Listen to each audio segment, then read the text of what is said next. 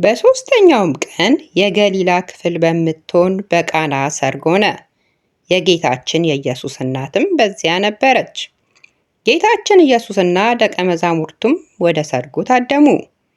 የወይን ጠጃቸውን ባለቀ ጊዜ እናቱ ጌታችን ኢየሱስን የወይን ጠጅ እኮ የላቸውም አለችው። ጌታችን ኢየሱስም አንቺ ሴት ሆይ ከአንቺ ጋር ምን አለኝ? ጊዜ ገና አልደረሰም አላት። እናቱም ለአሳላፊዎቹ የሚላችሁን ሁሉ አድርጉ አለቻቸው። በዚያም እንደ አይሁድ ልማድ የሚያነጹባቸው 6 የድንጋይ ጋኖች ነበሩ። ከእነርሱም እያንዳንዱ 2 ወይም 3 እንስራ ይይዝ ነበር። ጌታችን ኢየሱስም ጋኖቹን ውሃ ሙሏቸው አላቸው። እስከ አፋቸውም እስከ ላይ ሞሏቸው። አሁንም ቅዱና ወስዳችሁ ለአሳዳሪው ስጡት አላቸው። ወስደውም ሰጡት።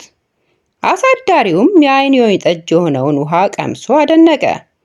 ከወዴት እንደመጣም አላወቀም። የቀዱት አሳላፊዎች ግን የወይን ጠጅ የሆነውን ያን ውሃ ያውቁ ነበር፣ ውሃውን የሞሉ እነርሱ ነበሩና። አሳዳሪውም ሙሽራውን ጠርቶ ሰው ሁሉ መልካሙን የወይን ጠጅ አስቀድሞ ያጠጣል፣ ከጠገቡ በኋላም ተርታውን ያመጣል። አንተ ግን መልካሙን የወይን ጠጅ እስካሁን አቆየህ አለው። ጌታችን ኢየሱስም በቃና ዘገሊላ ያደረገው የተአምራት መጀመሪያ ይህ ነው። ክብሩንም ገለጠ፣ ደቀ መዛሙርቱም አመኑበት።